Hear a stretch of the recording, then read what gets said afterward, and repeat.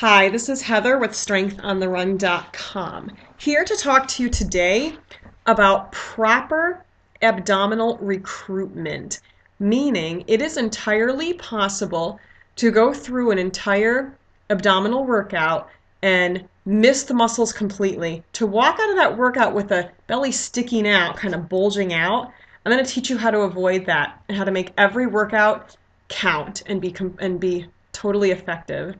And you notice I'm wearing jeans to show that when we want to do just a few quick exercises like this, we can do this any time of the day. Of course, if you're going to put this quick 5-minute routine right into a workout, like before cardio or part of a strength training routine, of course, you're probably going to want to have your full workout gear on. So first thing real quickly we're going to talk about is the transverse abdominal muscle. And that is paper thin, deep lying right back here. It assists in breathing, moves your diaphragm up and down. It lies under your rectus. Your rectus abdominis is that fancy six-pack we can see in a lot of surfers. Now, to get to where we can see our six-pack or have a flat abdominal midsection, we need to know how to recruit and tone that transverse abdominis. So we do that by taking a big breath in. When we exhale, we bring our belly button firmly and tightly into our spine, keeping our height. Let's practice that a couple more. So inhale with me, do this with me.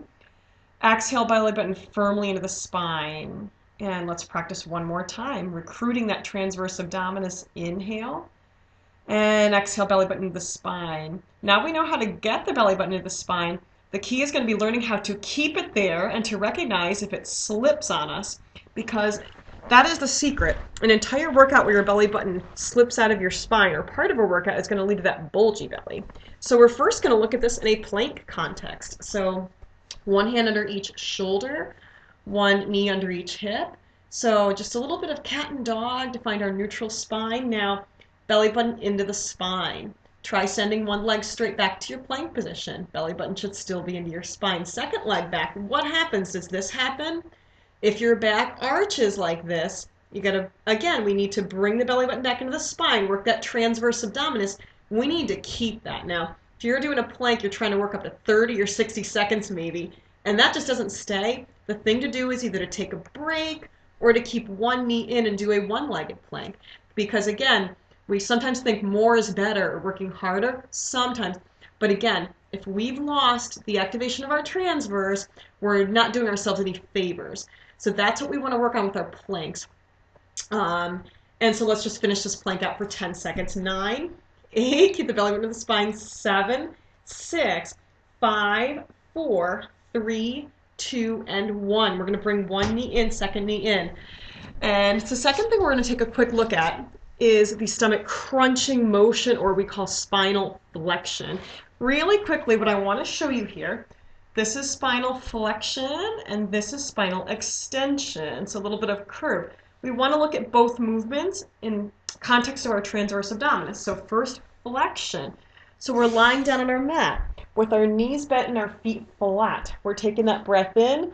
We're exhaling, remember, belly button to spine. Now the key is when we crunch up, does that belly button stay in? And keeping a hand and or an eye on it, because watch what can happen if we're not paying full attention. Bubbling up, we start working out every day with our abs bubbling up. That's what they're going to do all the rest of the time. So we'll try 2 more. Inhale. Exhale, scoop and flatten the belly and take a peek at that. Use your hand, use your eyes to monitor. Inhale. Exhale, curl up and scoop. Good. Let's do a few more times. Exhale. Scoop the belly to bring your head and shoulders up. Inhale as you lower. 2 more. Exhale, flatten the belly as you curl the head and shoulders. Inhale as you come down. Last time, scoop. Try holding this one. An isometric hold of a spinal flexion position with your belly completely flat and hollowed out can be a great way to create a nice flat midsection. And let's come on down. That was excellent.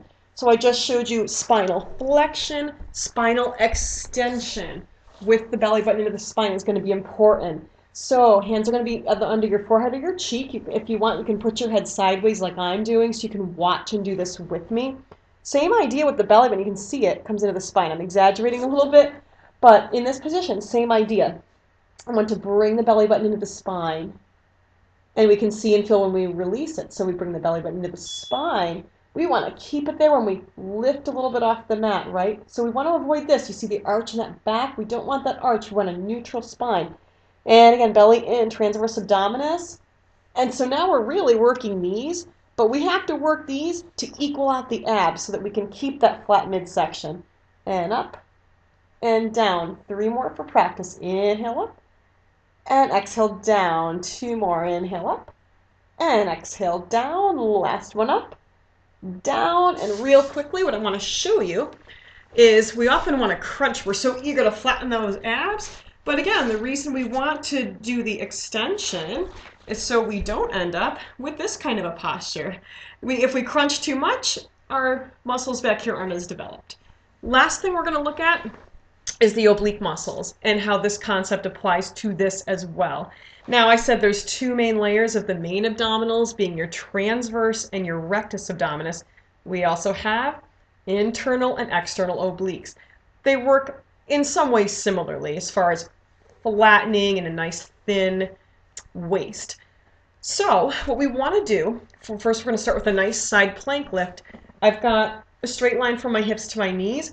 Belly button still into the spine because that's going to help activate that internal oblique.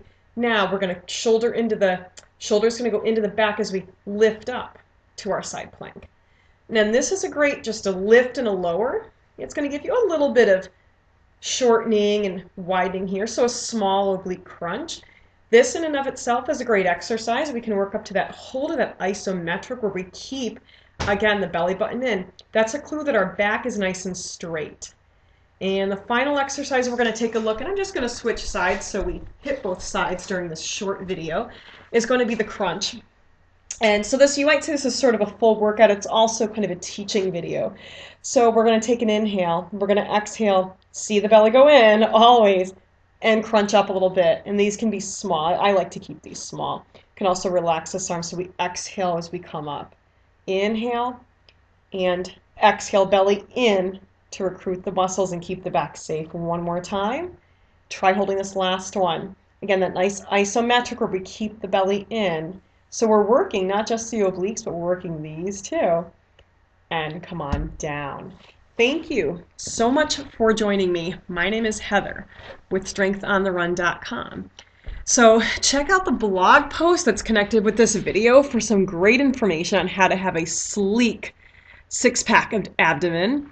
Please check out the little more on the YouTube channel. The website is StrengthOnTheRun.com. Please consider subscribing to the weekly newsletter for links to more videos like this, for recipes, and for more excellent workout and lifestyle tips. Have a happy and healthy day.